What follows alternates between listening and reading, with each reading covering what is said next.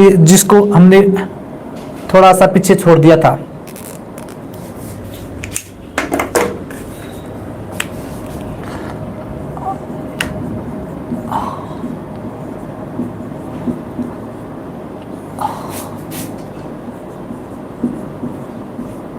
अर्जुन लाल शेट्टी पढ़ रहे थे हम, और अर्जुन लाल शेट्टी के बारे में काफी चर्चाएं कर भी चुके थे। उन्हीं चर्चाओं को मतलब अब आगे बढ़ाते हैं। हम अर्जुन लाल शेट्टी के बारे में पढ़ रहे थे, और शेट्टी जी के बारे में देखो हमने पढ़ लिया था। इनका जन्म में जयपुर में जन जागृति के जनक थे ये शेट्टी जी। उन्होंने वर्धमान विद्यालय वहां पर स्थापित किया था जयपुर में।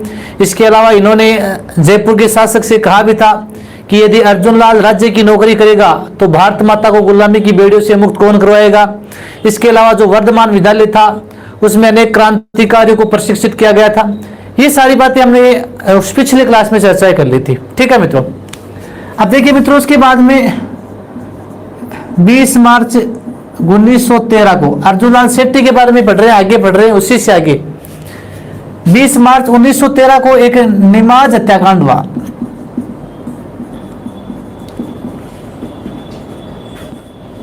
20 मार्च 1913 को निमाज हत्याकांड, अर्थात एक बनारस का कोई साधु था, बनारस का एक महंत साधु था, उसकी हत्या का षड्यंत्र बनाया गया था। हाँ, यानी बिल्कुल राजवीर सिंह ऐप पर भी क्लास होती है, बिल्कुल वहां से ऐप कोर्स खरीद सकते हैं आप। श्रीराम ईडीयू नाम से एक ऐप कोर्स है मित्रों, श्रीराम ईडीयू। ये इस प्रकार ये आपका ऐप कोर्स है। ऐप कोर्स आप डाउनलोड कीजिए और यहाँ से आप खरीद कर पूरी कला, संस्कृति, हिस्ट्री, जियोग्राफी, पॉलिटी सारे आप ऐप कोर्स में आपको मिल जाएंगे। ठीक है, तो देखिए 20 मार्च, हाँ, और यदि आप संपर्क करना चाहो तो इन कॉन्टेक्ट पर, हाँ, इन नंबरों पर आप संपर्क कर लेना। ठीक है, हाँ। अब देखिए मित्रों, 20 मार्च 1913 को बनारस का एक महंत था, एक धनी महंत था कोई, इस महंत की हत्या का षड्यंत्र, बनारस का एक धनी महंत था, धनी साधु था, उसकी हत्या का षड्यंत्र बनाया गया था। कहते हैं कि अर्जुन लाल शेट्टी के द्वारा उस साधु को लूटने का प्रयास किया गया। नमस्कार अलका जी, गुड आफ्टरनून। तो उस साधु को लूटने का प्रयास किया गया था, उस साधु के एक नौकर की हत्या कर दी थी, और उस साधु की हत्या के षड्यंत्र को कहते हैं निमाज हत्याकांड कहते हैं। 20 मार्च 1913 को अर्जुन लाल शेट्टी है, इसी अर्जुन लाल शेट्टी को इस निमाज हत्याकांड का हुआ था।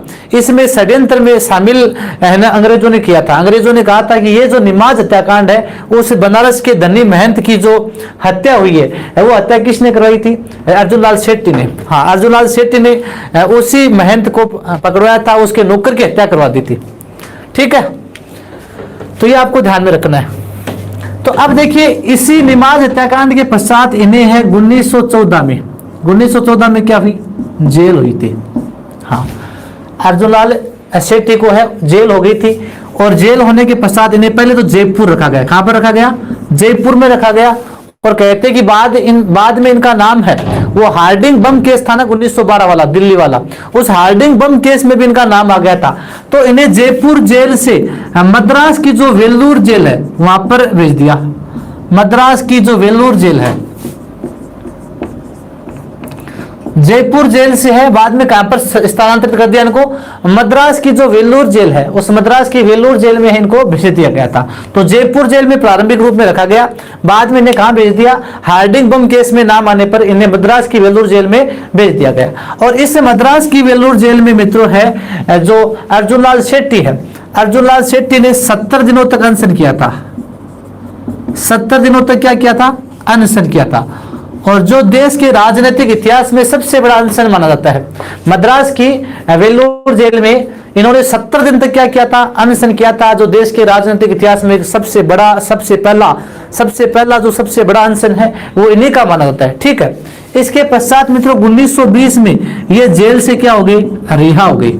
1920 में अर्जुन लाल शेट्टी को है वो जेल से रिहा कर दिया गया था। ठीक है, आगे बढ़ते देखिए इनके बारे में।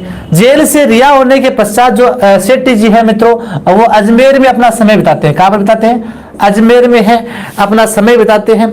और अजमेर में जो ख्वाजा साहब की दरगाह है,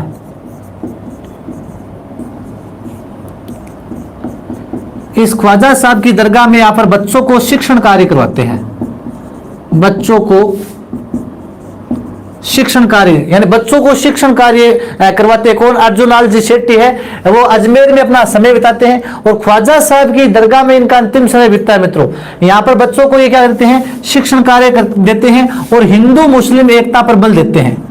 हिंदू मुस्लिम एकता, हिंदू मुस्लिम एकता पर यहाँ पर इन्होंने क्या दिया था? बल दिया था। हिंदू और मुसलमानों की एकता पर इन्होंने बल दिया था। ठीक है मित्रों, इसी ख्वाजा साहब की दरबार में मित्रों क्या होती है? इनकी फिर 1941 में क्या होती है? यहाँ पर मृत्यु होती है। 1941 में इसी ख्वाजा साहब की दरगाह में इनकी क्या होती है मित्रों? मृत्यु होती है। लेकिन मित्रों, जो अर्जुनलाल शेट्टी है, इन्होंने मरने से पहले ये कहा था कि मुझे है वो जलाने की बजाय मुझे दफनाया जाए, मुझे जलाने की बजाय मुझे दफनाया जाए। इसलिए यहां पर लोगों ने इन्हें मुसलमान समझकर है वो दफनाया था। तो अर्जुनलाल शेट्टी ने क्या कहा था कि मुझे जलाने की बजाय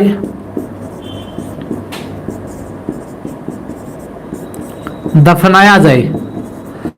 अर्जुनलाल शेट्टी ने अपनी मृत्यु से पहले क्या कहा था कि मुझे जलाने की बजाय क्या है? मुझे मिट्टी में दबा दिया जाए, मुझे दफना दिया जाए। ये किसने कहा था? अर्जुनलाल शेट्टी ने कहा था। तो इन्होंने यहाँ पर जो अजमेर में है ख्वाजा साहब की दरबार में इनकी मृत्यु हुई थी, तो लोगों ने इन्हें मुसलमान समझकर बाद में क्या है मित्रों? दफना दिया था। ठीक है, इसके बाद में देखिए मित्रों, जो अर्जुनलाल शेट्टी है, अर्जुनलाल शेट्टी के बारे में एक व्यक्ति था, भारत में अंग्रेजी राज, भारत में अंग्रेजी राज, एक पुस्तक है मित्रों, भारत में अंग्रेजी राज, भारत में अंग्रेजी राज। ये पुस्तक लिखी थी पंडित सुंदरलाल ने। किसने लिखी? पंडित सुंदरलाल ने। पंडित सुंदरलाल ने एक पुस्तक लिखी थी भारत में अंग्रेजी राज। नमस्कार राकेश जी। पंडित सुंदरलाल ने एक पुस्तक लिखी भारत में अंग्रेजी राज, और इस अंग्रेजी राज में पंडित सुंदरलाल ने क्या कहा है कि अर्जुनलाल शेट्टी है वो दादीची जैसा है दृढ़ व्यक्ति थे, यानी दादीची जैसी दृढ़ता लेकर जन्मे थे, दादीची जैसी दृढ़ता लेकर जन्मे थे और उसी दृढ़ता में उन्होंने अपनी मौत को गले लगा लिया था। ठीक है, तो दादीची जैसी त्याग और दृढ़ता लेकर जन्मे थे। कौन? ये है अर्जुनलाल शेट्टी। तो अर्जुनलाल शेट्टी है वो दादीची जैसी त्याग और दृढ़ता लेकर जन्मे थे और उसी दृढ़ता के साथ इन्होंने अपनी मृत्यु को गले लगा लिया। तो ये किसने कहा था? ये पंडित सुंदरलाल ने एक पुस्तक लिखी थी भारत में अंग्रेजी राज, उस पुस्तक में ये लिखा था। अब देखो मित्रों, जो शेट्टी जी है अर्जुनलाल शेट्टी, इस अर्जुनलाल शेट्टी ने भी कुछ रचनाएं की थी, कुछ ग्रंथ लिखे थे, जैसे शूद्र शक्ति, शूद्र शक्ति, स्त्री मुक्ति, शूद्र शक्ति, स्त्री मुक्ति, पार्श्व यज्ञ, पार्श्व यज्ञ, मदन पराजय, ऐसे कुछ ग्रंथ थे मित्रों। ये ग्रंथ किसने लिखे थे? ये ग्रंथ अर्जुनलाल शेट्टी ने लिखे थे। नमस्कार गुड़िया जी। एक बार वापस देखिए, अर्जुनलाल शेट्टी के बारे में हमने काफी सारा पढ़ भी लिया है, पहले कल वाली क्लास में पढ़ा था और आज उसी के आगे पढ़ रहे हैं हम। 20 मार्च 1913 को निमाज हत्याकांड में जो एक बनारस का धनी महंत था, उसकी हत्या के षड्यंत्र में इन्हें है जेल भेजा गया था। 1914 में पहले जयपुर जेल में भेजा गया, हार्डिंग बम केस में नाम आने पर, हार्डिंग बम केस में नाम आने पर उन्हें मद्रास की वेलूर जेल में भेजा गया था। उस वेलूर जेल में उन्होंने 70 दिनों तक अनशन किया था, जो राजनीतिक इतिहास में सबसे पहला और सबसे बड़ा अनशन माना गया है। ठीक है, अजमेर के ख्वाजा साहब यानी जेल से छूटने के पश्चात ये अपना समय कहाँ बिताते हैं? अजमेर में। और अजमेर में ख्वाजा साहब की दरबार में इनका अंतिम समय बीतता है। वहां पर ये बच्चों को शिक्षण का कार्य है करवाते हैं, हिंदू मुस्लिम एकता पर यहाँ पर क्या देते हैं? बल देते हैं, ठेल। ठीक है, फिर उन्होंने अपनी मृत्यु से पहले क्या कहा था कि मुझे जलाने की बजाय है दफनाया जाए, इसलिए लोगों ने इन्हें मुसलमान समझकर है दफना दिया। भारत में अंग्रेजी राज एक पुस्तक है, पंडित सुंदरलाल ने लिखी थी, और सुंदरलाल इसमें लिखते हैं कि शेट्टी जी है वो दादीची जैसा त्याग और दृढ़ता लेकर जन्मे थे और उसी दृढ़ता में इन्होंने अपने प्राणों को गले लगा लिया।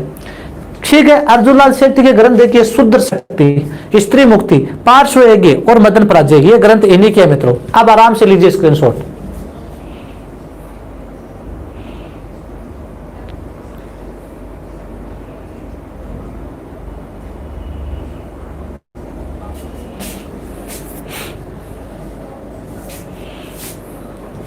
चले।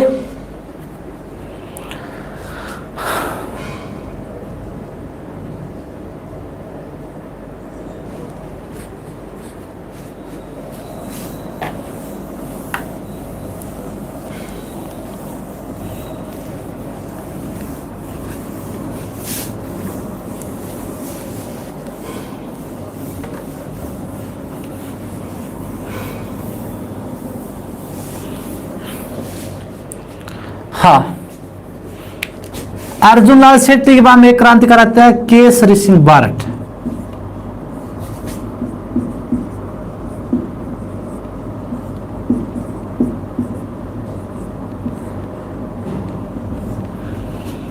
देखिए मित्रों, क्रांतिकारियों में मुख्य चार, हाँ, चार क्रांतिकारी आपके मुख्य आते हैं। विजय सिंह पथिक, अर्जुन लाल शेट्टी, एक केसरी सिंह बारट और प्रताप सिंह बारट। ये आपके चार क्रांतिकारी मुख्य आते हैं। ठीक है, उसके बाद में बाकी बहुत सारे हैं, कईयों की चर्चा हम करेंगे, कईयों की चर्चा हम प्रजामंडल आंदोलन में भी करेंगे। ठीक है, केसरी सिंह बारट नेक्स्ट क्रांतिकारी हमारे। ठीक है,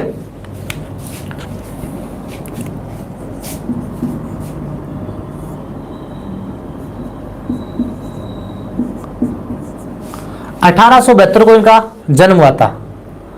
हाँ राजू जी, आप टेलीग्राम पर जुड़े हो ना? ठीक है, 1872 में है इनका जन्म हुआ था केसरी सिंह बारट का। कहां पर हुआ था? मेवाड़ रियासत के शाहपुरा के देवपुरा खेड़ा गांव में। मेवाड़ रियासत के शाहपुरा में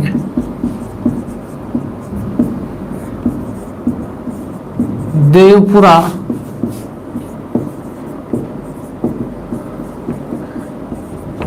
खेड़ा गांव में केसरी सिंह बारट का जन्म कहां पर हुआ था? शाहपुरा के देवपुरा खेड़ा गांव में इनका जन्म हुआ था 1872 में, केसरी सिंह बारट का जन्म। ठीक है मित्रों, इनके जो पिता थे, इनके पिता का नाम था कृष्ण सिंह बारट।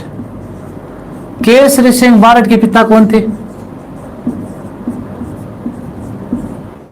कृष्ण सिंह बारट। केसरी सिंह बारट के पिताजी कौन थे? कृष्ण सिंह बारट है इनके पिताजी थे। और इन केसरी सिंह बारट की जो शिक्षा है वो पहले इन्होंने स्वाध्याय किया था। और स्वाध्याय कहां पर किया था? कृष्ण सिंह बारट का एक पुस्तकालय था, कृष्ण वाणी विलास, कृष्ण वाणी विलास पुस्तकालय। तो इनके पिता का एक मित्रों एक पुस्तकालय था कृष्ण वाणी विलास।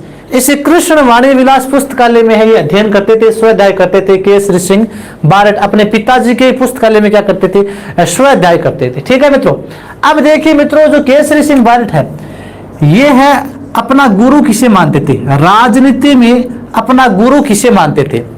तो केसरी सिंह बारट है मित्रों, जिस प्रकार भारत का जो राष्ट्रपिता है महात्मा गांधी है, उसी प्रकार इटली का जो राष्ट्रपति था मेजिनी।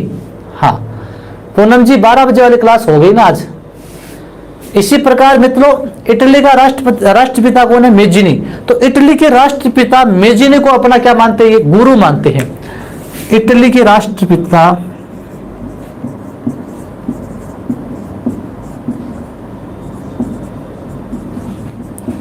मेजिनी को, तो इटली के राष्ट्रपिता मेजिनी को क्या मानते हैं मित्रों? अपना गुरु मानते हैं। कौन? केसरी सिंह बारट।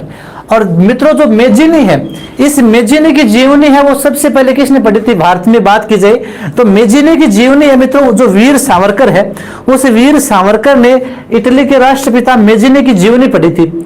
और मेजिनी की जीवनी कहां पर पढ़ी थी? सावरकर ने मेजिनी की जीवनी है मित्रों वो लंदन में पढ़ी थी। कहां पर पढ़ी थी? लंदन में मेजिनी की जीवनी पढ़ी थी। वहां से वीर सावरकर ने मित्रों मेजिनी की जीवनी का मराठी भाषा में अनुवाद किया। मराठी भाषा में मेजिनी की जीवनी का अनुवाद किया और मेजिनी की जीवनी को है मराठी भाषा में अनुवाद करके लोकमान्य बाल गंगाधर तिलक के पास पहुंचाया। बाल गंगाधर तिलक है वो मराठी भाषा के ज्ञाता थे, तो मराठी भाषा में उन्होंने पढ़ा और उसी मेजिनी की जीवनी का मराठी भाषा से हिंदी में, मराठी भाषा से हिंदी में अनुवाद किया था। हिंदी में अनुवाद किसने किया था? केसरी सिंह बारट ने। तो इस मेजिनी की जीवनी का, इस मेजिनी की जीवनी का हिंदी में अनुवाद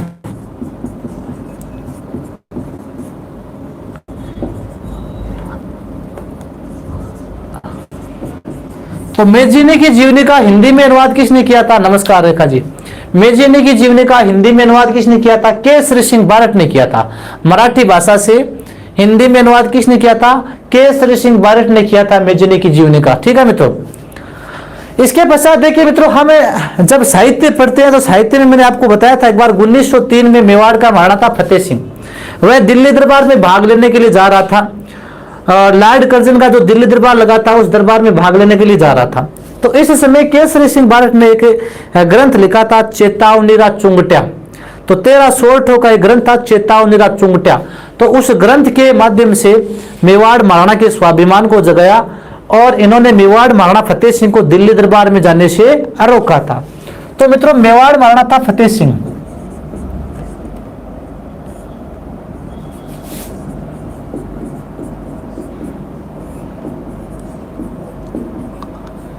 इस मेवाड़ महाराणा फतेह सिंह को दिल्ली दरबार में जाने से रोका। जो लॉर्ड कर्जन ने दिल्ली दरबार लगाया था,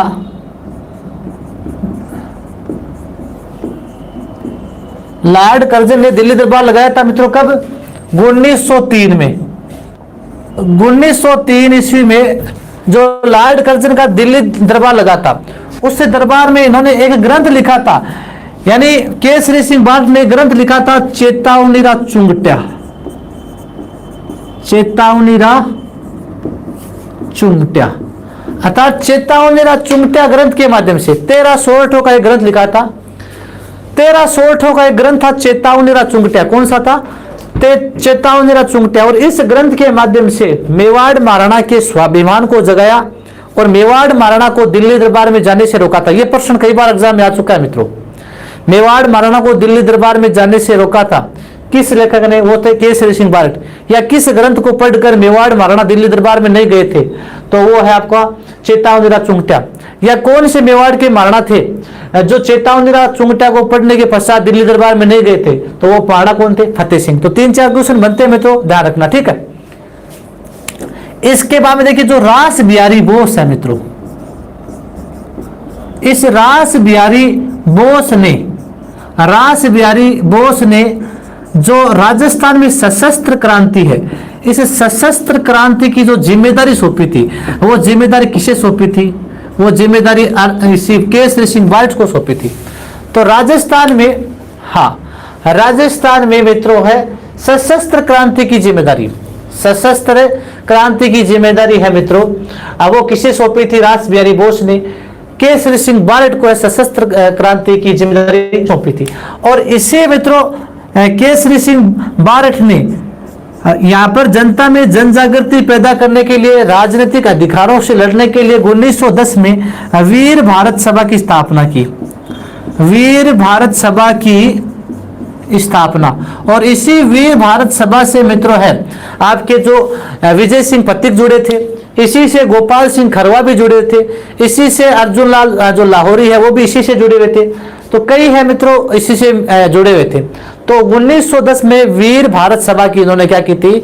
स्थापना की थी, जिससे आपके विजय सिंह पथिक है, गोपाल सिंह खरवा है, वो इससे जुड़े हुए थे। ठीक है मित्रों, एक बार वापस देख लीजिए।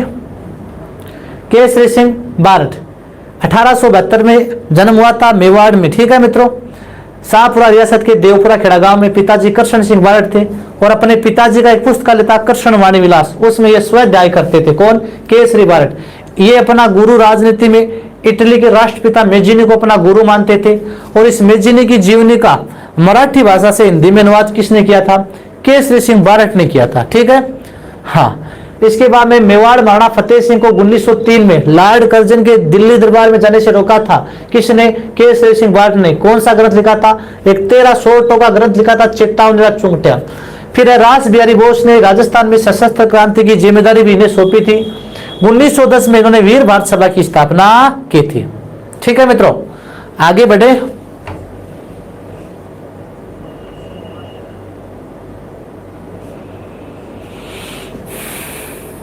बिल्कुल सामाजिक सुधार के लिए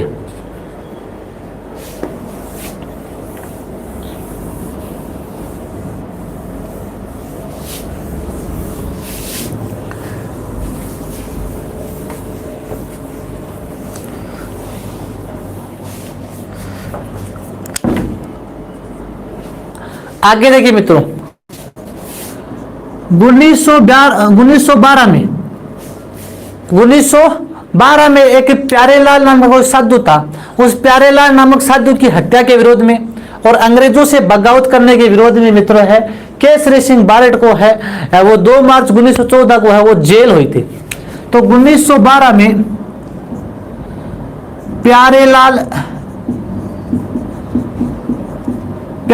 नाम का साधु था,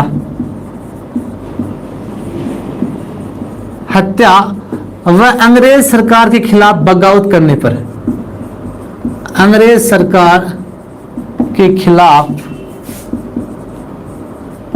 बगावत करने पर 2 मार्च 1914 को इन्हें 20 वर्ष की कैद हुई या सजा हुई। तो 2 मार्च, हाँ रामनिवास जी से नहीं, नमस्कार, 2 मार्च 1914 को है इन्हें 20 वर्ष की सजा सुनाई गई थी, क्योंकि 1912 में कहते हैं कि प्यारेलाल नाम के साधु की इन्होंने हत्या कर दी थी, ठीक है, और अंग्रेज सरकार के खिलाफ बगावत भी की थी, इसलिए अंग्रेजों ने मित्रों इन्हें 20 वर्ष की सजा सुनाई, ठीक है मित्रों। इन्हें मित्रों जेल में रखा गया था, ठीक है मित्रों, और जेल में रहते हुए यानी जो केसरी सिंह बारट है, हाँ लेट हो गए रामनिवास जी से नहीं, अच्छा, इन्हें किस जेल में रखा गया था मित्रों? तो बिहार जेल में रखा गया था, हाँ बिहार जेल में रखा गया था। प्रणाम केवलाराम जी, बहुत लेट आ रहे हो आज। बिल्कुल, जेल का नाम भी सही है, बिल्कुल हाजिरबाग। कौन सी थी? हाजिरबाग, जो केंद्रीय जेल थी उस समय। तो बिहार जेल थी हाजिरबाग, और हाजिरबाग है वो केंद्रीय जेल थी मित्रों। तो हाजिरबाग जेल है बिहार की मित्रों, इस हाजिरबाग केंद्रीय जेल में इन्हें रखा गया था, ठीक है मित्रों। और इसी जेल में रहते हुए जो केसरी सिंह बारट है मित्रों, इन केसरी सिंह बारट ने यहाँ पर जो कैदी थे उन कैदियों को स्वतंत्रता का पाठ पढ़ाया, और जो अनपढ़ कैदी थे उन अनपढ़ कैदियों को है अक्षर ज्ञान करवाया। अनपढ़ कैदियों को अक्षर ज्ञान, अनपढ़ कैदियों को अक्षर ज्ञान। अब अनपढ़ कैदियों को अक्षर ज्ञान कैसे करवाएंगे भाई? जेल का मैं कोई बोर्ड तो लाग रहे को नहीं हो। तो अर्थात जो अनाज थे ना, अनाज के दाने, अनाज के दानों से, कैसे? अनाज के दानों से, अनाज का दाना कै मार दियो, ख मार दियो, ग मार दियो, ग गेड़ियो, ग घड़ी, है ना। तो अनाज के दानों से है अनपढ़ कैदियों को अक्षर ज्ञान करवाया। अनाज के दानों से ही मित्रों यहाँ पर है भारत का नक्शा बनाया, भारत का नक्शा बनाकर स्वतंत्रता प्रेम जगाया कैदियों के मन में। तो यहाँ पर जेल में रहते हुए इन्होंने है कैदियों को अक्षर ज्ञान करवाया, कैसे? अनाज के दानों से। अनाज के दानों से है भारत का नक्शा बनाया, अनाज के दानों से यहाँ पर क ख ग इस प्रकार जो अक्षर ज्ञान है वो कैदियों को करवाया था। किसने? केसरी सिंह बारट ने। इसी जेल में रहते हुए इन्हें जब पता चला कि इनका पुत्र था प्रताप सिंह बारट। कौन था? प्रताप सिंह बारट। किनका पुत्र था मित्रों? वो केसरी सिंह बारट का पुत्र था। और प्रताप सिंह बारट की मृत्यु का समाचार मिला। प्रताप सिंह बारट की मृत्यु का समाचार मिला। तो प्रताप सिंह बारट की मृत्यु का समाचार मिलने पर केसरी सिंह बारट ने क्या कहा कि भारत माँ का एक और लाल आज उसकी बेड़ियों को काटने के लिए या उसकी दास्ता को मिटाने के लिए है, वो है वीरगति को प्राप्त हो गया। तो भारत माँ का एक और लाल है, यानी भारत माँ की मुक्ति के लिए क्या हो गया? बलिदान हो गया। ये किसने कहा था? केसरी सिंह बारट ने अपने ही पुत्र के बलिदान पर कहा था। क्या कहा था? भारत माँ का एक और लाल उसकी मुक्ति के लिए या भारत माँ की मुक्ति के लिए वीरगति को प्राप्त हुआ या बलिदान किया।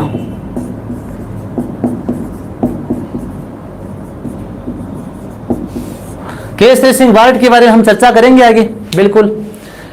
हाँ, तो केसरी सिंह बारट है जब जेल में थे और उन्हें पता चला कि उनके पुत्र थे प्रताप सिंह बारट, जिनकी बरेली जेल में क्या हो गई है, हत्या हो गई है। इनके पुत्र की जेल बरेली जेल में हुई थी हत्या, और बरेली जेल से जब समाचार आता है इनके पास जेल में, तो ये कहते हैं कि भारत माँ का एक और लाल है, आज भारत माता की मुक्ति के लिए क्या हो गया, बलिदान हो गया या वीर गति को प्राप्त हो गया। ठीक है मित्रों। हाँ, प्रताप सिंह के बारे में इसके बाद में पढ़ेंगे, प्रताप सिंह के बारे में, ठीक है। इसके पश्चात मित्रों जो केसरी सिंह बारट है, वो जेल से आने के पश्चात ये इन्होंने कई ग्रंथ भी लिखे थे। केसरी सिंह बारट है, इनके ग्रंथ की बात की जाए तो इन्होंने देखो मित्रों दुर्गादास चरित्र, दुर्गादास चरित्र ग्रंथ इन्होंने लिखा था। हाँ, केसरी सिंह बारट ने। इसके अलावा रूठी रानी ग्रंथ लिखा था। हाँ, दुर्गादास चरित्र, रूठी रानी इन्होंने ग्रंथ लिखा था एक। हाँ, प्रताप चरित्र ग्रंथ भी इन्होंने लिखा था मित्रों। इसके अलावा श्यामलदास की जीवनी,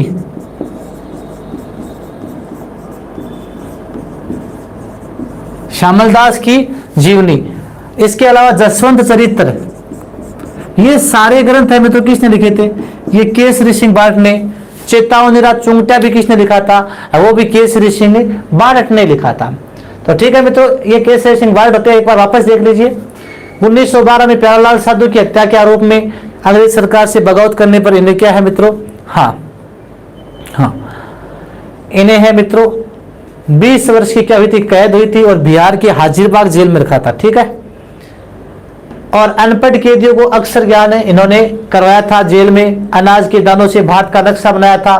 प्रताप सिंह बारट जो इनके पुत्र थे, और उनकी मृत्यु का समाचार जब इन्हें मिला तो इन्होंने कहा कि भारत माँ का एक और लाल आज उसके लिए बलिदान हो गया। इनके कुछ ग्रंथ है, दुर्गादास चरित्र, रूठी रानी, प्रताप चरित्र, श्यामलदास की जीवनी, जसवंत चरित्र, ये ग्रंथ सारे इन्हीं के हैं। लीजिए मित्रों स्क्रीनशॉट।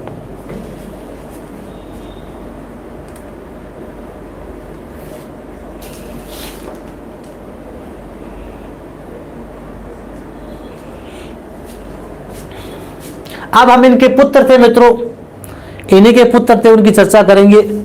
प्रताप सिंह बारट के ये 4 क्रांतिकारी आपके मुख्य मित्रों, पहले इन 4 को करते हैं।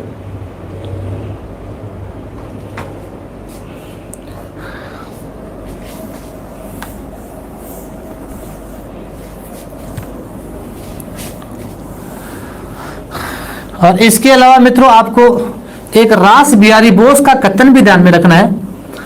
जब केसरी सिंह बारट की मृत्यु हुई थी तो केसरी सिंह बारट की मृत्यु पर रास बिहारी बोस ने क्या कहा था, रास बिहारी बोस ने क्या कहा था मित्रों, तो रास बिहारी बोस ने केसरी सिंह बारट के बारे में कहा था कि केसरी सिंह बारट है वो भारत के एकमात्र, केसरी सिंह बारट है, हाँ, भारत के, क्या हुआ गुरुजी स्क्रीनशॉट इतना सारा ले लिया, अच्छा कोई बात नहीं सनी जी। तो केसरी सिंह बारट है वो भारत के एकमात्र ऐसे क्रांतिकारी है जिन्होंने भारत माता की बेड़ियों की दास्ता को काटने के लिए अपने पूरे परिवार को है उस स्वतंत्रता के युद्ध में है वो झोंक दिया। तो रास बिहारी बोस ने केसरी सिंह बारट के बारे में क्या कहा था, केसरी सिंह बारट है वो है भारत के एकमात्र ऐसे क्रांतिकारी है जिन्होंने भारत माता की बेड़ियों को या भारत माता की दास्ता को काटने के लिए अपने पूरे परिवार को स्वतंत्रता के युद्ध में झोंक दिया। तो यह कथन रास बिहारी बोस ने किसके बारे में कहा था, केसरी सिंह बारट के बारे में ही कहा था। ठीक है मित्रों, अब चलते हैं आगे।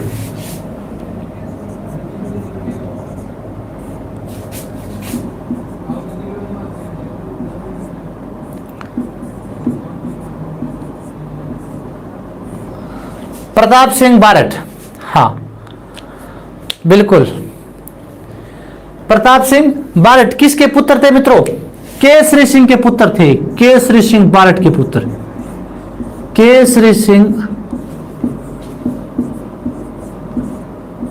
बारट के पुत्र। प्रताप सिंह बारट किसके पुत्र थे, केसरी सिंह बारट के पुत्र थे। जन्म इनका भी शाहपुरा में हुआ, भाई इसके पुत्र थे तो शाहपुरा में हुआ था 24 मई 1893 को।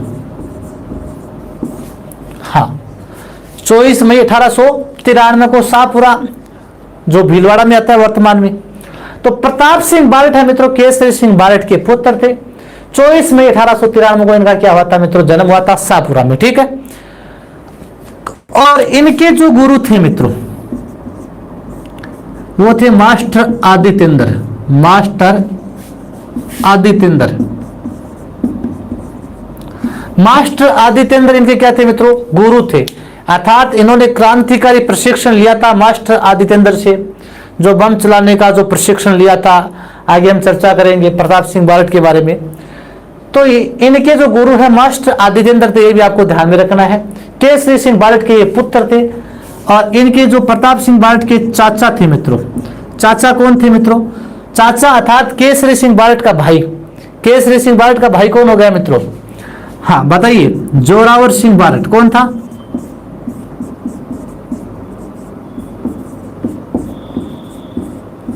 हाँ जोरावर सिंह बारट। तो इनके चाचा अर्थात केसरी सिंह बारट का भाई था जोरावर सिंह बारट, ये इनके चाचा थे। ठीक है मित्रों, तो ये चाचा भतीजे हैं वो मित्रों बम कांड में शामिल होंगे। अब देखिए मित्रों, केसरी सिंह बारट की प्रमुख घटना क्या आती है, सॉरी प्रताप सिंह बारट है, इनके काल की प्रमुख घटना क्या आती है। तो देखिए मित्रों, प्रताप सिंह बारट और इनके चाचा अर्थात ये चाचा भतीजा दोनों हो गए। चाचा भतीजा, चाचो तो कौन हो, जोरावर सिंह बारट। कौन हो, जोरावर सिंह बारट चाचा, और भतीजा कौन हो गया आपका, प्रताप सिंह बारट। ये दोनों चाचा भतीजा मिलकर 23 दिसंबर 1912 को, 23 दिसंबर 1912 को दिल्ली का जो चांदनी चौक है, उस दिल्ली के चांदनी चौक पर जो गवर्नर जनरल था लॉर्ड हार्डिंग, यानी जो राजधानी है वो दिल्ली स्थानांतरित हुई थी, उस समय उसका विरोध कर रहे थे। और उस समय मित्रों ये दोनों चाचा भतीजा मिलकर दिल्ली के चांदनी चौक से जो पीएनबी बैंक है, पंजाब नेशनल बैंक, उसके ऊपर चढ़ गए थे, और जो लॉर्ड हार्डिंग था गवर्नर जनरल, उस पर बम फेंका था। हालांकि वो तो बच गया था, तो उस पर जो बम फेंका था मित्रों, तो उस बम की जो रास बिहारी ने जो नेतृत्व सौंपा था, वो नेतृत्व इन दो को सौंपा था। एक तो कौन था मित्रों, एक तो प्रताप सिंह बारट, और एक कौन था, जोरावर सिंह बारट। इनके अलावा एक और था मित्रों, बंगाल का था बसंत कुमार विश्वास। बंगाल का एक और था बसंत कुमार विश्वास, वो भी इन दोनों के साथ था उस समय। ठीक है मित्रों, तो ये चाचा भतीजा मिलकर दिसंबर 1912 में जो दिल्ली है, इस दिल्ली में गवर्नर जनरल था लॉर्ड हार्डिंग। गवर्नर जनरल कौन था, लॉर्ड हार्डिंग। इस लॉर्ड हार्डिंग पर क्या फेंका, बम फेंका था।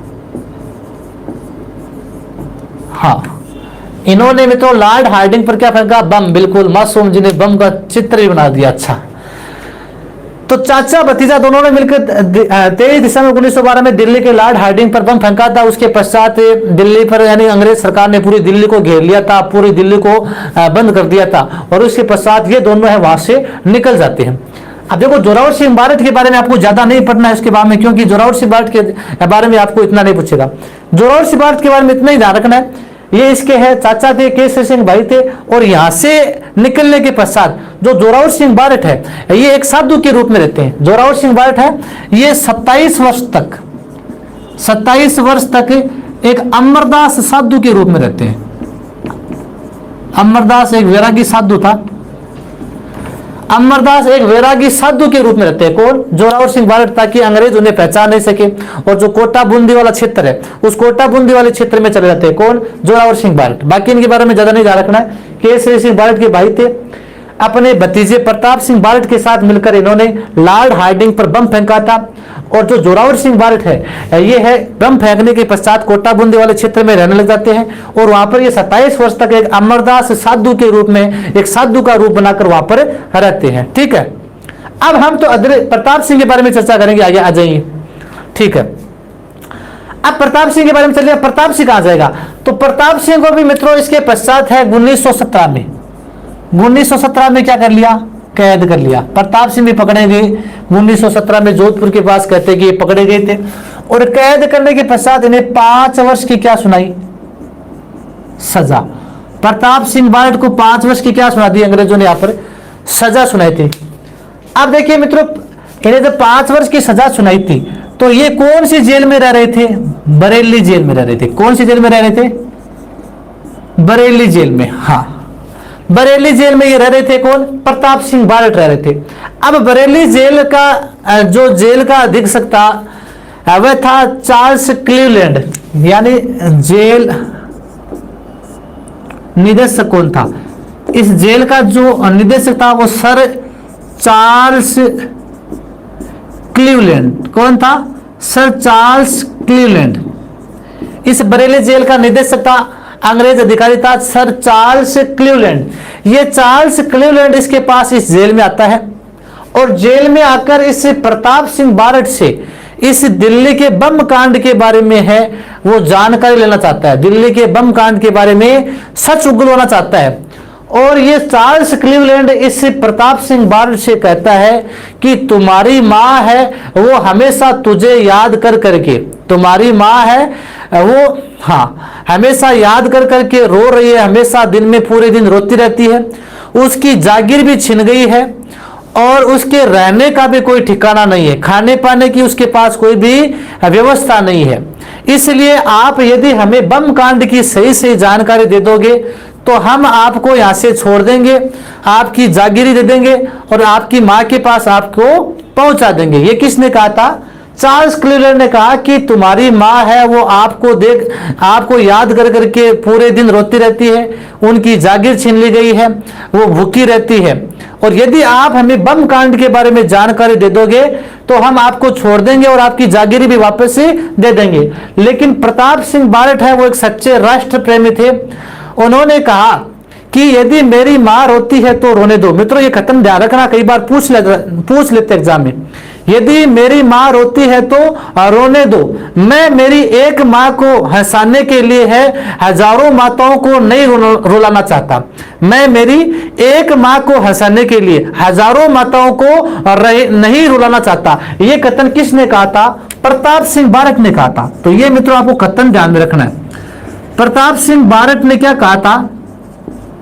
मैं मेरी एक माँ को, हाँ, मैं मेरी एक माँ को हंसाने के लिए, एक माँ को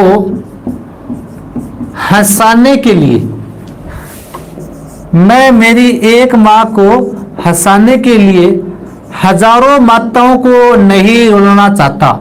हजारों माताओं को नहीं रुलाना चाहता। ये इंपॉर्टेंट कथन है मित्रों, ध्यान रखना है। ये किसका है? प्रताप सिंह बारट का। किसने?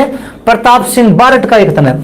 अब इसके बाद में देखो मित्रों, जब ये नहीं पिघलता है, प्रताप सिंह बारट नहीं पिघलता है, तो ये चार्ल्स क्लीवलैंड क्या करता है?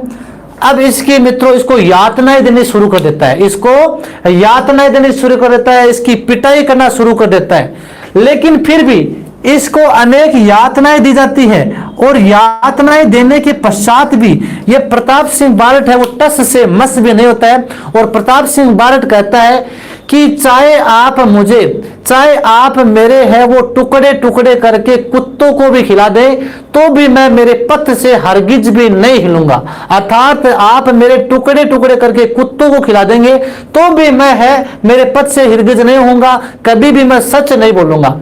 ठीक है, तो इस प्रकार का कथन किसने का है? ये भी केसरी सिंह बारट का है। यदि आप मेरे टुकड़े टुकड़े करके कुत्तों को भी खिला देंगे तो भी मैं मेरे पद से हरगिज भी हटने वाला नहीं हूं, अर्थात आपको सच्चाई मैं कभी भी नहीं बताऊंगा।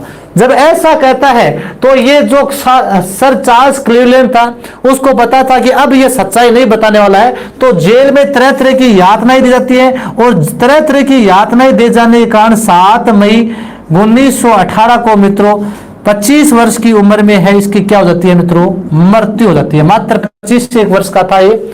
कौन? प्रताप सिंह बारट है। इसी जेल में क्या होता है मित्रों?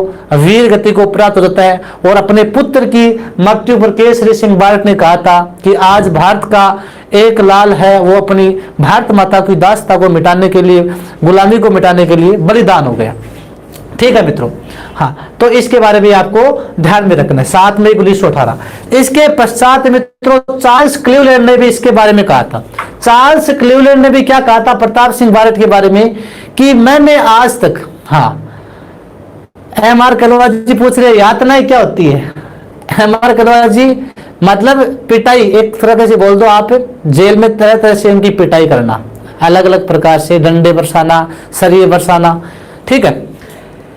इसके पश्चात देखिए चार्ल्स क्लीवलैंड ने क्या कहा था। चार्ल्स क्लीवलैंड ने कहा था कि मैंने आज तक प्रताप सिंह बारट जैसा हट्टी स्वभाव का लड़का नहीं देखा।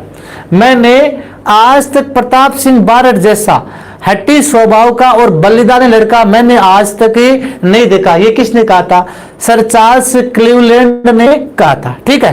तड़पा तड़पा की मारना, बिल्कुल सुभाष जी, ठीक है, ये कहा था। और एक और ध्यान रखना, बीकानेर का महाराजा था गंगा सिंह। कौन था मित्रों? बीकानेर का महाराजा था गंगा सिंह। इस गंगा सिंह ने मित्रों प्रताप सिंह बारट के बीकानेर आने पर रोक लगाई थी। ये भी ध्यान में रखना, बीकानेर आने पर रोक लगाई थी। तो बीकानेर महाराजा था गंगा सिंह, जिसने प्रताप सिंह बारट के बीकानेर आने पर क्या लगाई थी मित्रों? रोक लगाई थी। ये भी आपको ध्यान में रखना है। तो एक बार वापस देखना तो देख लो, वैसे समझ तो आ गया होगा प्रताप सिंह बारट के बारे में। और इनके चाचा थे जोरावर सिंह बारट। इन्होंने दोनों ने मिलकर 23 दिसंबर 1912 को दिल्ली के, हाँ दिल्ली के जो चांदनी चौक से है, गवर्नर जनरल लॉर्ड हार्डिंग पर क्या फेंका था मित्रों? बम फेंका था, ठीक है। और इसी बम केस में है उसके पास जो जोरावर सिंह बारट है, ये है तो कोटा बूंदी की तरफ चले जाते हैं। 27 वर्ष तक अमरदास साधु के रूप में रहते हैं। इसके पश्चात 1917 में प्रताप सिंह बारट को 5 वर्ष की सजा दी जाती है। बरेली जेल में इन्हें तरह तरह की यातनाएं दी जाती है। जेल निदेशक ने इन्हें पद से हटाने के लिए, पद से अलग करने के लिए अलग अलग प्रकार के इन्हें प्रलोभन भी दिए थे, लेकिन फिर भी ये नहीं हटा और कहा कि मैं मेरी एक माँ को हंसाने के लिए हजारों माताओं को नहीं रुला सकता। ये भी इसने कहा था, ठीक है। इसके पश्चात अलग अलग प्रकार की यातनाएं दे जाने के कारण 7 मई 1918 को इसकी क्या हो जाती है मित्रों? मृत्यु हो जाती है। और बीकानेर महाराजा गंगा सिंह ने बीकानेर आने पर इन पर क्या लगाई थी? रोक। इतना क्लियर हुआ तो आगे बढ़े। चले मित्रों, लीजिए स्क्रीन।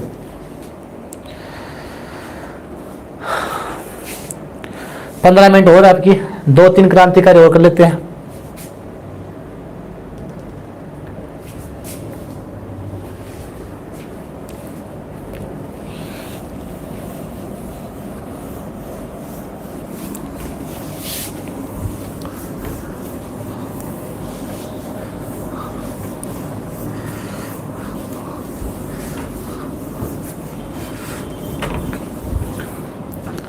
हाँ, नेक्स्ट इसके बाद में देखिए, ये तो हो ही गया कंप्लीट। एक क्रांतिकारी आता है आपका सागरमल गोपा। हाँ, सागरमल गोपा कहां पर हुआ था इनका जन्म? सागरमल गोपा जैसलमेर। कहां पर हुआ था? जैसलमेर में जन्म हुआ था मित्रों 1900 ईस्वी में। एक क्रांतिकारी है सागरमल गोपा। जैसलमेर में इनका जन्म हुआ था 1900 ईस्वी में। अब गोपा की बात की जाए तो ये सागरमल गोपा अपने परिवार सहित है मित्रों कहां पर चले गए थे? ये परिवार सहित कानपुर चले गए थे। कहां पर चले गए थे? कानपुर में रहने लगे थे। वहां पर इनका शिक्षण शस्त्र वहां पर होता है। अपने परिवार के साथ ही कहां पर चले जाते हैं? कानपुर चले जाते हैं। और उसके पश्चात वहां से ये क्रांतिकारी जो गतिविधि है, उन क्रांतिकारी गतिविधियों में क्या हो जाते हैं? लिप्त हो जाते हैं। और उसके पश्चात गांधी जी के साथ जो 1921 में जो असहयोग आंदोलन होता है, उस असहयोग आंदोलन में क्या लेते हैं? भाग लेते हैं। क्रांतिकारी गतिविधियों में यहां से क्या होते हैं मित्रों? लिप्त हो जाते हैं। हाँ, और उसके पश्चात ये असहयोग आंदोलन में भी यहां पर क्या लेते हैं मित्रों? भारत की तरफ से क्या लेते हैं मित्रों? भाग लेते हैं। हाँ बिल्कुल बिल्कुल सुभाष जी, सही बात आपकी, ठीक है। इसके बाद में देखिए मित्रों, बात की जाए इस सागरमल गोपा है, इस सागरमल गोपा पर है वो सरकार ने है 2 रियासतों पर आने पर रोक लगा दी थी, क्योंकि उस समय क्रांतिकारी गतिविधियों में बढ़ चढ़कर भाग ले रहे थे। तो इस सागरमल गोपा पर एक तो जैसलमेर और एक थी हैदराबाद। तो जैसलमेर और हैदराबाद इन 2 रियासतों में आने पर क्या लगाती थी? रोक लगाती थी। तो सागरमल गोपा पर है मित्रों जैसलमेर और हैदराबाद रियासत पर आने पर क्या लगाती थी? रोक लगाती थी। इसके अलावा बात की जाए मित्रों, जो सागरमल गोपा है इसी सागरमल गोपा ने जो जैसलमेर रियासत है, इस जैसलमेर रियासत की जनता के बारे में है, अनेक समाचार पत्रों में है, यहाँ पर जैसलमेर की जनता पर जो प्रताड़ना हो रही थी, उन पर जो अलग अलग यातनाएं दी जा रही थी, उनका शोषण हो रहा था, तो जैसलमेर की जनता पर जो शोषण हो रहा था उनका अलग अलग प्रकार की पुस्तकों में इसने क्या किया है, वर्णन किया है। तो जैसलमेर की जनता पर जो अत्याचार हो रहे थे उनका इसने पुस्तकों में उल्लेख किया। तो इसकी पुस्तक 2-3 पुस्तक आती है, बताइए मित्रों कौन कौन सी पुस्तक है। बिल्कुल, एक तो बता दिए जैसलमेर में गुंडाराज, जैसलमेर में गुंडाराज, एक तो ये मित्रों इसकी पुस्तक एग्जाम में आती है मित्रों। एक आजादी के दीवाने, आजादी के दीवाने, एक रघुनाथ सिंह का मुकदमा,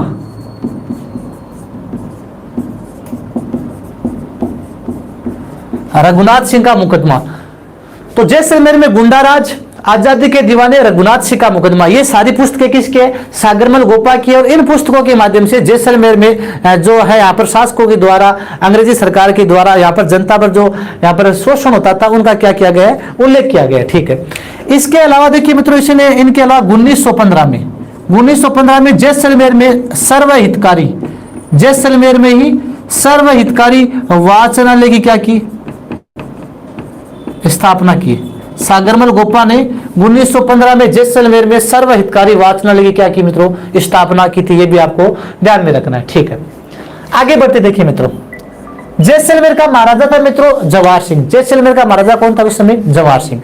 तो जवाहर सिंह ने इन पर क्या लगाया, राजद्रोह का आरोप लगाया था। तो जैसलमेर के महाराजा जवाहर सिंह ने सागरमल गोपा पर राजद्रोह का आरोप लगा दिया और राजद्रोह का आरोप लगाकर उन्हें है कैद में डलवा दिया। कैद में डलवाने के पश्चात सागरमल गोपा को है मित्रों तेल छिड़कर यानी केरोसिन छिड़कर है उनको जला दिया गया था। 3 अप्रैल 1946 को, 3 अप्रैल 1946 को उन्हें जला दिया गया, जिसके कारण 4 अप्रैल को सागरमल गोपा की क्या हो गई थी, मृत्यु हो गई थी। तो जैसलमेर का शासक था जवाहर सिंह। शासक कौन था उस समय, जवाहर सिंह। तो इस शासक जवाहर सिंह ने राजद्रोह का आरोप लगाकर सागरमल गोपा को मित्रों है जेल में डलवा दिया। सागरमल गोपा को जेल में डलवा दिया और जेल में इन्हें तरह तरह की यातनाएं दी गई। और उसके पश्चात मित्रों 3 अप्रैल 1946 को इन पर मिट्टी का तेल डालकर इन्हें जला दिया गया, जिसके कारण मित्रों सागरमल गोपा की है मित्रों 4 अप्रैल 1946 को क्या हो गई थी, 4 अप्रैल 1946 को इनकी क्या हो गई थी, मृत्यु हो गई थी। सागरमल गोपा की मृत्यु कब हुई थी, 4 अप्रैल 1946 को इनकी क्या हो गई थी, इनकी मृत्यु हो जाती है। ठीक है, इसके पश्चात देखिए मित्रों गोपा के बारे में बात की जाए तो इनकी जांच करने के लिए, इनकी मृत्यु पर जो जांच हुई थी, जांच के लिए गोपाल स्वरूप पाठक आयोग बैठा। गोपाल स्वरूप पाठक आयोग का गठन हुआ। सागरमल गोपा की मृत्यु की जांच के लिए कौन सा आयोग बैठा था, गोपाल स्वरूप पाठक आयोग का इसमें क्या हुआ था, गठन हुआ था। यह भी आपको ध्यान में रखना है। अब जब सागरमल गोपा की मृत्यु होती है मित्रों, तो सागरमल गोपा की मृत्यु के पश्चात एक कथन आता है पंडित नेहरू का। पंडित नेहरू का कथन आता है। पंडित नेहरू कहते हैं कि ये सिर्फ जैसलमेर के शासकों के लिए नहीं है, बल्कि ये पूरे राजपुताने के शासकों के लिए क्या है कि शर्म की बात है। तो पंडित नेहरू ने क्या किया मित्रों, सागरमल गोपा की जो मृत्यु हुई थी इसकी क्या की है, निंदा की है। क्या की है, निंदा की है। तो पंडित नेहरू ने क्या कहा था, ये सिर्फ जैसलमेर के शासकों के लिए नहीं बल्कि पूरे राजपुताने के शासकों के लिए क्या है कि यह एक शर्म की बात है कि एक ऐसे इंसान को इन्होंने क्या कर दिया, जला दिया था। तो इसके अलावा यह भी ध्यान में रखना मित्रों, इसी पंडित नेहरू ने जैसलमेर रियासत को क्या कहा था, पंडित नेहरू ने जैसलमेर को क्या कहा था, निराली रियासत। क्या कहा था, निराली रियासत कहा था। इसके अलावा विश्व का 8वां अजूबा, विश्व का 8वां अजूबा भी कहा था। तो पंडित नेहरू ने जैसलमेर को निराली रियासत का, विश्व का 8वां अजूबा का। सागरमल गोपा की बाद में एक नारा चला, सागरमल गोपा की मृत्यु के बाद में एक नारा भी चला था। कौन सा नारा चला था, सागरमल गोपा की मृत्यु पर कौन सा नारा चला था, जल्दी बताइए, कमेंट में बताइए जल्दी। सागरमल गोपा की मृत्यु पर जो नारा चला था वो कौन सा चला था, जल्दी बताइए मित्रों। नहीं पता है, सागरमल गोपा की मृत्यु के पश्चात एक नारा दिया गया था, बिल्कुल अंशिका जी मीना, खून रो बदलो खून, बिल्कुल खून रो बदलो खून। तो सागरमल गोपा की मृत्यु पर एक नारा दिया गया था, खून रो बदलो खून, खून रो बदलो खून, यानी खून को बदलो क्या लेशिया, खून शु लेशिया। तो ये नारा इनकी मृत्यु पर दिया गया था। ठीक है, तो सागरमल गोपा के बारे में एक बार वापस देख लीजिए। जन्म इनका 1900 ईस्वी में जैसलमेर में हुआ था, कानपुर में रहने लगे थे। उसके पश्चात असहयोग आंदोलन में इन्होंने भाग लिया था। ठीक है, हाँ, जैसलमेर और हैदराबाद रियासत में आने पर इन पर रोक लगा दी थी। इनकी पुस्तकें ध्यान में रखनी मित्रों, जैसलमेर में गुंडाराज, आजादी के दीवाने, रघुनाथ सिंह का मुकदमा। 1915 में जैसलमेर में सर्व हितकारी वाचनालय की इन्होंने स्थापना की थी। साथ सकते यहाँ के जवाहर सिंह, जिन्होंने है मित्रों इन पर राजद्रोह का आरोप लगाकर कैद में डलवा दिया था। सागरमल गोपा पर 3 अप्रैल 1946 को मिट्टी का तेल छिड़का गया, जिसके कारण 4 अप्रैल को उनकी क्या हो गई, मृत्यु हो गई। इनकी मृत्यु पर जो जांच आयोग बैठा हुआ था, गोपाल स्वरूप पाठक जांच आयोग, पंडित नेहरू ने इनकी मृत्यु की क्या की थी, निंदा की थी। कहते सभी शासकों के लिए एक शर्म की बात है। और इनकी मृत्यु पर एक नारा दिया गया, खून रो बदलो खून। पंडित नेहरू ने जैसलमेर को निराली रियासत कहा है और विश्व का 8वां अजूबा कहा है। तो टाइम अभी है तो 1-2 लेते हैं। हाँ, एक तो हो जाएगा, लीजिए स्क्रीनशॉट।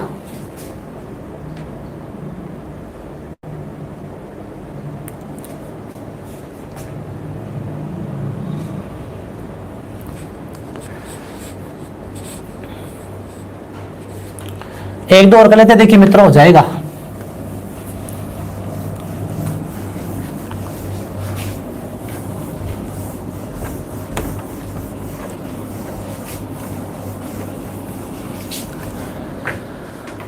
छोटे छोटे जैसे एक तो दामोदर दास राठी,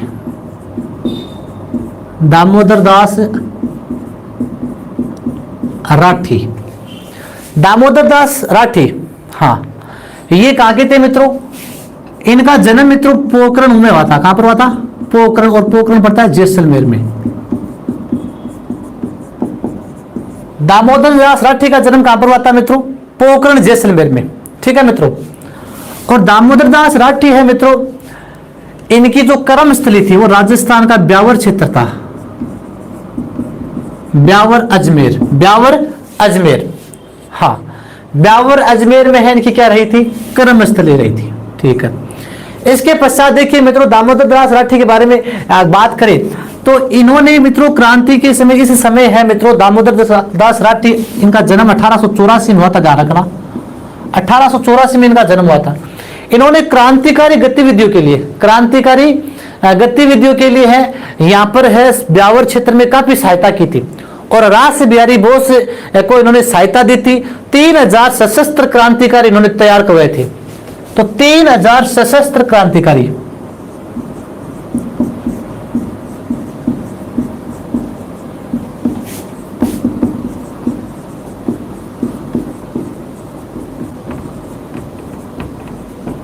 हाँ, 3000 सशस्त्र क्रांतिकारी तैयार करवाए थे। किसको सहयोग दिया था?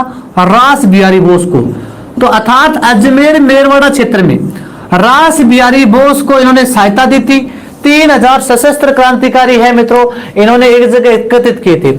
और इसी समय है मित्रों जो गोपाल सिंह खरवा थे, गोपाल सिंह खरवा के साथ भी इन्होंने काफी मिलकर गोपाल सिंह खरवा की जो गतिविधियां थी, तो गोपाल सिंह खरवा को भी इन्होंने मित्रों सशस्त्र क्रांतिकारी के लिए यहाँ पर योगदान दिया था। यानी शस्त्रों का गठन करना, अस्त्र शस्त्रों का गठन करना। 3000 सशस्त्र क्रांतिकारी तैयार कर रहे थे रास बिहारी बोस के लिए दामोदर दास राठी ने। इसलिए मित्रों इसे कहते हैं स्वतंत्रता का भामाशाह, स्वतंत्रता का भामाशाह भी कहते हैं। ठीक है, इसके अलावा देखिए मित्रों, आगे देखिए दामोदर दास राठी के बारे में। हाँ, दामोदर दास राठी ने मित्रों ब्यावर में इनके पिताजी थे, पिता ने है मित्रों कृष्णा कोटल मिल, कृष्णा कोटल मिल की स्थापना की थी 1889 में। इनके पिताजी के समय मित्रों ब्यावर में कृष्णा कोटल मिल की स्थापना हुई थी, यानी कपड़े की एक मिल स्थापित हुई थी। कब हुई थी? 1889 में इनके पिताजी के समय हुई थी, कृष्णा कोटल मिल की स्थापना हुई थी। और इसी कृष्णा कोटल मिल को किसने संभाला था? आगे चलकर मित्रों इन्हीं के पुत्र है यानी दामोदर दास राठी ने संभाला था। बिल्कुल सूती वस्त्रों उद्योग के लिए जो कृष्णा कोटन मिल है, और इसमें अनेक लोगों को रोजगार दिया, यानी इस कृष्णा कोटल मिल के माध्यम से अनेक लोगों को रोजगार किसने दिया था? दामोदर दास रथी ने ये रोजगार प्रदान किया था। ठीक है, इसके पश्चात देखिए मित्रों, इन्होंने ब्यावर में नागर प्रचारणी सभा, नागर प्रचारणी सभा, ब्यावर में एक तो नागर प्रचारणी सभा का गठन किया था। 1916 में यहां पर ब्यावर में इन्होंने होम रूल लीग की स्थापना भी की थी। होम रूल लीग आंदोलन की स्थापना यहां पर की थी, यानी होम रूल लीग एक शाखा खोली थी ब्यावर में 1916 में। होम रूल लीग आंदोलन की शाखा, होम रूल लीग आंदोलन की शाखा कहां पर स्थापित की? ब्यावर में स्थापित की। अजमेर के ब्यावर में होम रूल लीग आंदोलन की शाखा यहां पर इन्होंने स्थापित की थी। तो दामोदर दास रथी के बारे में थोड़ा सा ध्यान रख लो। पोकरण में इनका जन्म हुआ था, लेकिन कर्मस्थली ब्यावर थी।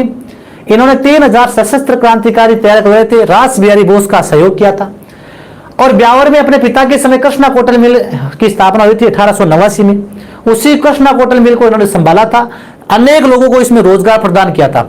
ठीक है, इसके पश्चात इन्होंने नागर प्रचारणी सभा का गठन किया था अजमेर में ही। 1916 में होम रूल लीग आंदोलन की शाखा है वो ब्यावर में स्थापित की थी 1916 में। एक छोटा सा और पढ़ेंगे, हरिभाऊ उपाध्याय।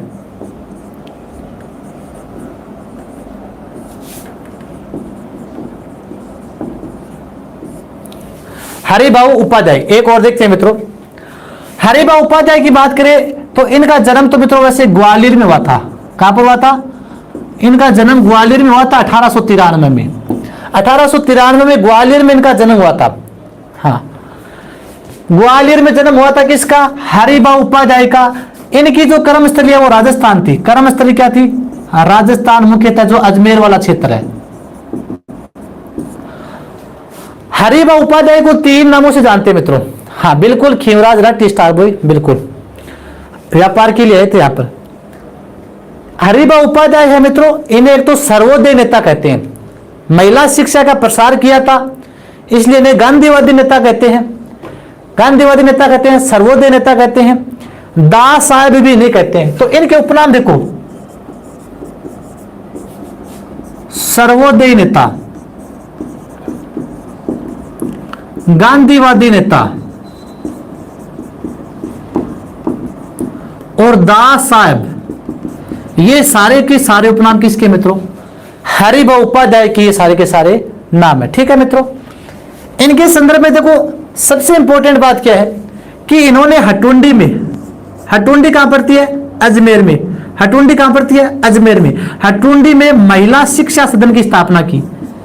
महिला शिक्षा सदन, महिला शिक्षा सदन की स्थापना कहां पर की? इन्होंने हटुंडी में की थी। महिला शिक्षा सदन की स्थापना हटुंडी में 1927 में की थी।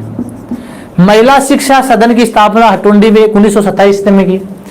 1925 में अजमेर में ही सस्ता साहित्य मंडल, सस्ता साहित्य मंडल की स्थापना की। सस्ता साहित्य मंडल की स्थापना की।